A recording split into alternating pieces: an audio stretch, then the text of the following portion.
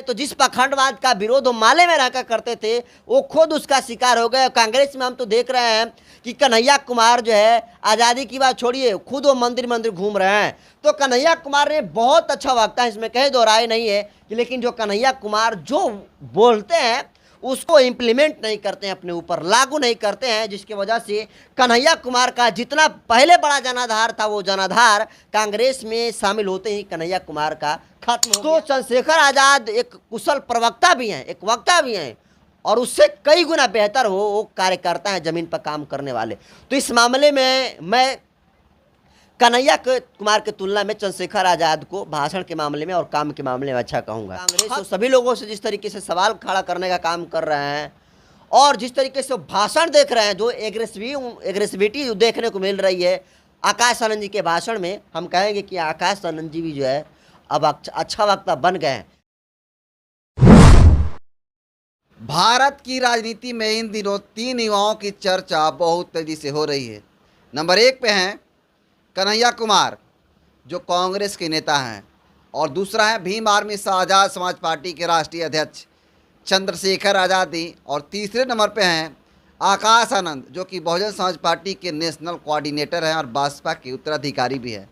बात करने वाला इस संबंध में कि इन 3 लोगों में जो है कौन बेस्ट प्रवक्ता है, कौन बेहतर बोलता है, कौन बेहतर स्पीकर है और कौन काम के आधार पे बेहतर है।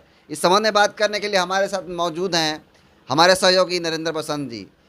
तो किसको बेहतर मानते हैं? देखिए, बोलने के लिए तो चाहे कन्हैया कुमार जी हों, चाहे चंद्रशेखर आज़ाद जी हों या फिर आकाश आनंद जी, तीनों लोग बहुत ही अच्छे बोलते हैं, इसमें कहीं दो राय नहीं है। लेकिन देखिए, तीनों के बारे में हम बारी बारी से बता देता हूँ कि देखिए, जब कन्हैया कुमार सीपीआई माले में थे, तो माले का जब वो कहीं भी मंच पर लगता था और जाते थे कन्हैया कुमार, तो अपने मंचों से जो है जय भीम और लाल सलाम कहते थे, और वो छुआछूत की आज़ादी की बात करते थे, पखंडवाद से आज़ादी की बात करते थे, सामंतवादियों से आज़ादी की बात करते थे। लेकिन जब वो कांग्रेस में शामिल हो गए तो जिस पखंडवाद का विरोध वो माले में रहकर करते थे वो खुद उसका शिकार हो गए। कांग्रेस में हम तो देख रहे हैं कि कन्हैया कुमार जो है आज़ादी की बात छोड़िए, खुद वो मंदिर मंदिर घूम रहे हैं। तो कन्हैया कुमार ने बहुत अच्छा वक्ता है, इसमें कहीं दो राय नहीं है कि, लेकिन जो कन्हैया कुमार जो बोलते हैं उसको इम्प्लीमेंट नहीं करते हैं, अपने ऊपर लागू नहीं करते हैं, जिसकी वजह से कन्हैया कुमार का जितना पहले बड़ा जनाधार था वो जनाधार कांग्रेस में शामिल होते ही कन्हैया कुमार का खत्म हो गया। और ये बात कन्हैया कुमार भी खुद जानते हैं, क्योंकि कन्हैया कुमार का एक बहुत बड़ा क्रेज था बिहार में। जब वो जन गण मन यात्रा निकाले हुए थे बिहार में, उनको देखने के लिए लोग जो है पैदल निकल जाते थे। आपको बता दूं कि 40-50-60 किलोमीटर लोग पैदल उनको देखने के लिए आ जाते थे। लेकिन आज कन्हैया कुमार की स्थिति ये है कि उनको कोई देखना नहीं चाहता है। ये अलग बात है कि वो कांग्रेस में बड़े ओहदे पर चले गए हैं तो अब कोई देख लेता है पॉलिटिकल लीडर की वजह से, लेकिन उतना क्रेज कन्हैया कुमार के प्रति नहीं रह गया है। तो देखिए, कन्हैया कुमार जी बोलते तो अच्छे हैं लेकिन उसको इम्प्लीमेंट नहीं करते हैं। रहा चंद्रशेखर आज़ाद का, भीम आर्मी के चीफ हैं, आज़ाद समाज पार्टी के राष्ट्रीय अध्यक्ष हैं और अभी नगीना से चुनाव लड़ रहे हैं। चंद्रशेखर आज़ाद इकलौता शख्स हैं जो कि बोलते भी बेहतर हैं और काम भी उससे बेहतर ढंग से करते हैं। क्योंकि आप देखेंगे तो चंद्रशेखर आज़ाद हमेशा जो है, आप 10-15 साल से चंद्रशेखर आज़ाद जो है ज़मीन की लड़ाई लड़ रहे हैं। जहाँ कहीं भी जो है जुल्म शोषण अत्याचार होता है, बहुजन समाज के साथ होता है, शोषित वंचितों के साथ अत्याचार होता है, चंद्रशेखर आज़ाद जो है वहाँ पर जाते हैं और न्याय दिलाने का काम करते हैं। तो चंद्रशेखर आज़ाद भाषण भी बहुत अच्छा देते हैं। उनसे आप देखे होंगे कि डिबेट कभी भी होता है तो एक तरफ 5 पत्रकार होते हैं, दूसरी तरफ चंद्रशेखर आज़ाद इकलौते होते हैं, लेकिन उसका सवालों का जवाब इतने पोलाइटली ढंग से देते हैं कि देखने वाले भी दंग हो जाते हैं कि भाई कितने अच्छे से वो जवाब दिए। तो चंद्रशेखर आज़ाद एक कुशल प्रवक्ता भी हैं, एक वक्ता भी हैं, और उससे कई गुना बेहतर वो कार्यकर्ता हैं ज़मीन पर काम करने वाले। तो इस मामले में मैं कन्हैया कुमार की तुलना में चंद्रशेखर आज़ाद को भाषण के मामले में और काम के मामले में अच्छा कहूँगा।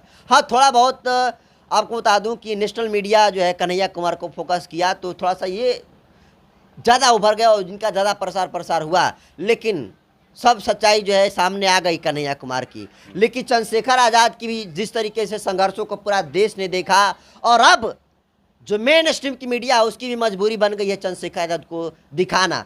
तो मैं ये कह सकता हूं कि कन्हैया कुमार सिर्फ बोलते हो, करते नहीं है, जबकि चंद्रशेखर आज़ाद जो है जितना वो बोलते नहीं है उससे कई गुना बेहतर और बेस्ट जो है काम करते हैं। रहा बात आकाश आनंद जी का, तो आकाश आनंद जी बहुजन समाज पार्टी के सुप्रीमो बहन कुमारी मायावती के उत्तराधिकारी हैं।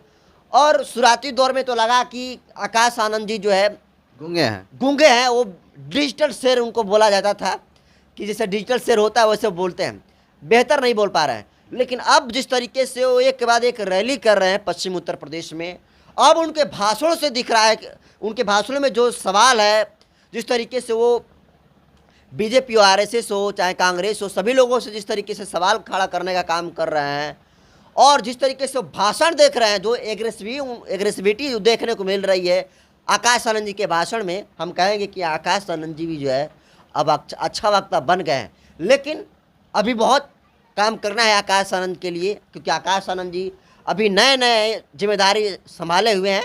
तो आकाश आनंद जी इस मामले में जो है चंद्रशेखर आज़ाद जी से और कन्हैया कुमार से पीछे हैं। लेकिन अगर इसी तरीके से कार्रवाई अगर जारी रखते हैं तो आकाश आनंद जी भी इनके पंक्ति में आएंगे। लेकिन अगर आप देखिए, चाहे कन्हैया कुमार हो, चंद्रशेखर आज़ाद हो और आकाश आनंद, तो इन तीनों में अगर कहिएगा भाषण के हिसाब से और काम करने के हिसाब से, तो देखिए भाषण के हिसाब से आप कन्हैया कुमार को थोड़ा अधिक रेटिंग दे सकते हैं 1-2%। लेकिन भाषण और काम दोनों अगर कोई बेहतर करता है तो वह चंद्रशेखर आज़ाद, जिसका इतिहास गवाह है कि चंद्रशेखर आज़ाद जहां स्टेटमेंट देते हैं वहां पर जाने का काम करते हैं। वो सिर्फ मंच के नेता नहीं हैं, वो सिर्फ एसी में बैठने वाले नेता नहीं हैं। चंद्रशेखर आज़ाद जो बोलते हैं उसको करके दिखलाते हैं। चंद्रशेखर आज़ाद एक बार कमिटमेंट कर दिया कि हम जो है हाथरस में पहुंचेंगे, मतलब पहुंचेंगे, हम रामपुर में पहुंचेंगे, मतलब पहुंचेंगे, हम औरैया में पहुंचेंगे, मतलब पहुंचेंगे। आप कितना भी जो है सिक्योरिटी उतार दीजिए, आप एसएसपी को उतार दीजिए, आईजी को उतार दीजिए, डीआईजी को उतार दीजिए, एडीजी को उतार दीजिए, तमाम जो है पुलिस प्रशासन के आला अधिकारियों को उतार दीजिए, लेकिन चंद्रशेखर आज़ाद वहां पर जाकर रहेंगे जहां पर उन्हें जाना होता है। तो ये है कमिटमेंट चंद्रशेखर आज़ाद। काम के आधार पे या फिर स्पीच के आधार पे इन लोगों का फ्यूचर कैसे देखते हैं, कौन आगे निकल सकता है in the future? In the future देखिए, चंद्रशेखर आज़ाद का अच्छा है और आकाश आनंद का बेहतर फ्यूचर है इस मामले में मानता हूँ। क्योंकि अब चंद्रशेखर आज़ाद भी आप देख रहे हैं कि पूरे बहुजन समाज का जिस तरीके से साथ मिल रहा है, नगीना में पूरी चंद्रशेखर आज़ाद की लहर बह रही है। पूरे देश के यूथ आइकॉनिक लीडर के रूप में चंद्रशेखर आज़ाद को रिप्रेजेंट किया जाता है। और मेरी तो बात छोड़िए, टाइम मैगजीन मानती है कि चंद्रशेखर आज़ाद जो है चर्चित लीडर्स हैं, तो क्या टाइम मैगजीन कन्हैया कुमार को जगह दी है? नहीं। तो आप इससे भी स्पष्ट कर सकते हो कि चंद्रशेखर आज़ाद का फ्यूचर बहुत ब्राइट है। चंद्रशेखर आज़ाद ने लड़ा चुनाव, मध्य प्रदेश में, राजस्थान में, छत्तीसगढ़ में बहुत अच्छे खासे मार्जिन वोट से चंद्रशेखर आज़ाद की तनिक वोट से जो है हार हुई। तो चंद्रशेखर आज़ाद के जनाधार मिल रहा है।